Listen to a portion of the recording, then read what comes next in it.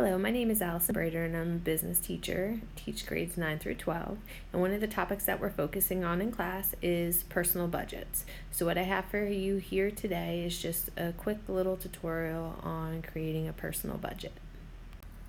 Budgeting is so important to your financial well-being and helps you build solid money management skills. You may ask, what is a budget? Budgeting is having a plan for your money. For managing your money. It is an estimate of your income and expenses over a period of time.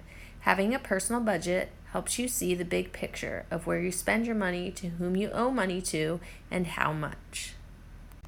The first thing to take into consideration is your income. We all need some type of income to be able to pay for our needs and wants. Income is all money received on a regular basis from your job, parents, family members, or possibly through investments that you may have. Your income is what dictates your budget. Once your income is determined, the next thing we're going to do is we're going to look at tracking your expenses. You need to determine how much money you spend and exactly where it is going. To have a clear understanding, you need to track your expenses or spending for at least a month to understand your spending habits. You can track your expenses by writing down or recording every dollar you spend.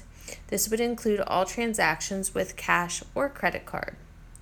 Keeping your receipts is helpful to make sure expenses are not missed. Expenses are broken down into two categories, fixed and variable expenses. Fixed expenses are costs that do not fluctuate or change on a regular basis. Some examples of fixed expenses I have pictured here would be a car payment, a rent or your mortgage, insurance. Okay, these are all examples of your fixed expenses.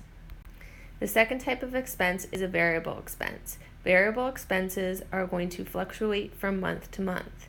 Some examples of variable expenses could be spending money on clothing, going to the movies, going out to eat with friends, snacks, video games, etc. Remember, variable expenses are going to be changing depending on what you will be doing.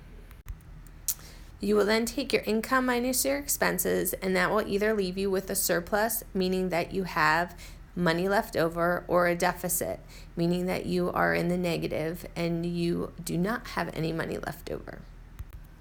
In the end, your budget should be balanced, so that means that your income should equal your expenses.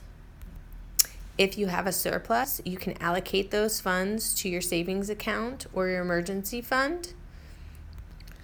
If you have a deficit, that just means that you have two options. You either can scale down your expenses or you could make more money.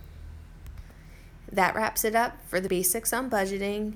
It is something that you should get used to doing on a monthly basis. It is a work in progress and it will help you to financial well-being.